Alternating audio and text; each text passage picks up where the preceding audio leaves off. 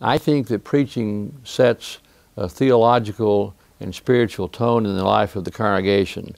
So many people think that all we have been offered in this life is a test that you and I will either pass or fail about heaven.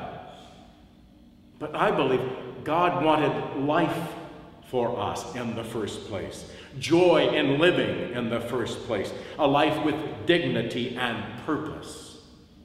We have a lot of people out there that are hungry to go deeper, that don't want just some kind of simplistic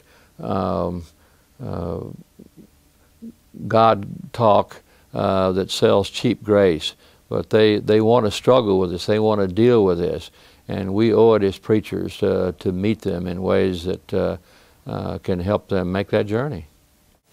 If our faiths are worth anything, they have to be about everything. We look to Torah, to the written record of our people's interaction with God from Mount Sinai to this day, to understand what does God want from us as a society with respect to health care. I'm so glad that all the college students are back here tonight, because I think that this message from Matthew 25 is one that kind of reminds me of what you guys are probably going through at the beginning of the school year.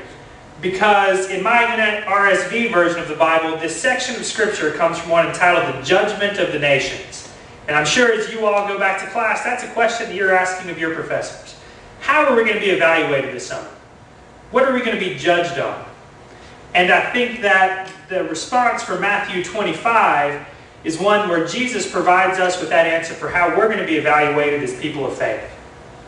And you can see the disciples asking, Jesus, what is it? How are we going to be evaluated? How are we going to be judged? And his response to them was interesting, because he says, fellas, y'all remember that time when I was hungry and you gave me something to eat?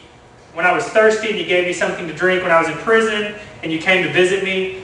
When I was naked and you gave me clothes? When I was sick and you cared for me? And you see the confusion of the disciples when they were like, no, Jesus, I don't remember any of that. And his response to them was what? His response to them was, any time that you've done these for the least of my people, you've done them for me. I think it's absolutely critical for the church to preach these great biblical texts which reveal God as the one who brings justice and insists on justice among God's people. My predecessors, Rabbis Frisch and Jacobson and Stahl, were not the first to say that a Jewish pulpit is a place for criticizing the establishment when it is undermining the rights of the poor and the needy and the neglected. That's what Jeremiah did. That's what Isaiah did. That's what the prophets of Israel did, and their example is our mandate. But when Jonah finally woke up and saw how dire the situation was, when he saw that these men had thrown everything that they could off of that boat in some desperate attempt to stay alive, when he finally understood that if he didn't throw himself overboard, that these men would all die, then Jonah jumped into the water. We can find reasons to keep ourselves from having to jump into the water, can't we? The Hebrew prophets consistently said that the measure of a nation's righteousness and integrity is how it treats its most vulnerable. I think you have to preach as though this message or this text is preaching to you as the preacher as well as to the people. We're in this together. This is a journey together. You see, this became very personal for our family a year ago when my husband was diagnosed with cancer.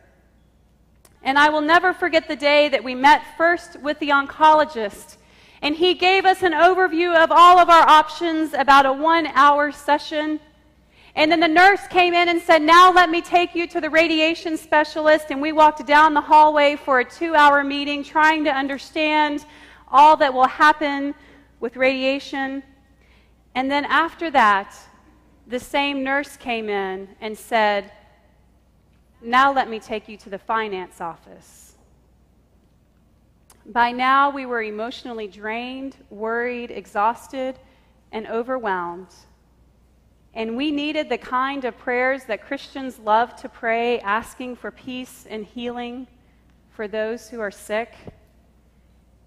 And yet our next stop, guided by the nurse, was at the finance office.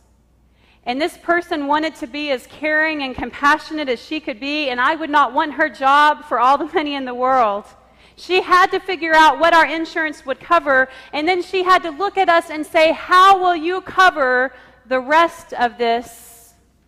She assured us that the doctors would work with us. She assured us that the hospital will work with us.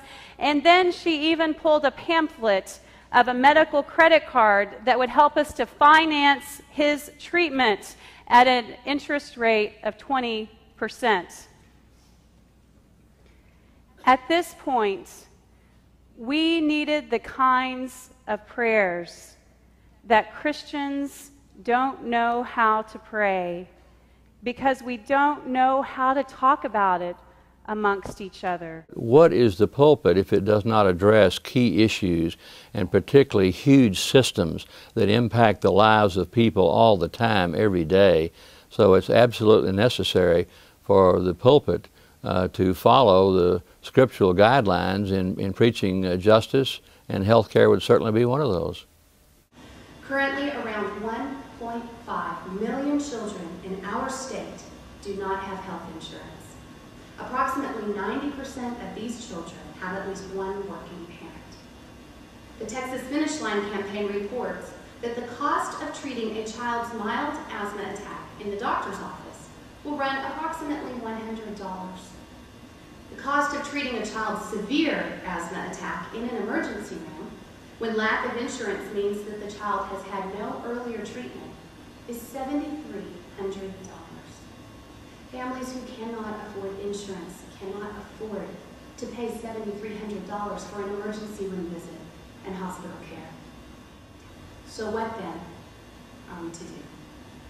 The easy thing to do, I suppose, is to draw from the well of your own experience and align yourself with those who promote a solution that suits you, your family, and your loved ones.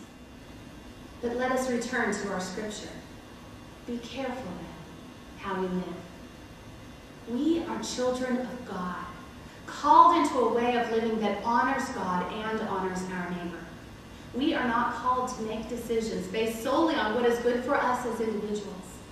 We are called to be a people of faith, defined not by our individual existence, but by our communal claim to God's love and God's grace, not just for ourselves, but for everyone. When you look at where Texas stands on all these important issues of health care and CHIP and all those kinds of things, we're nearly always last in the good things and first in the bad things. So there is a kind of culture into which you're preaching, and I think it's important to be aware of that. But I think we have to lift that up as one of the great opportunities of the church. How might we make a difference in this? How might we have an influence so that we can have a greater sense and reality of the common good?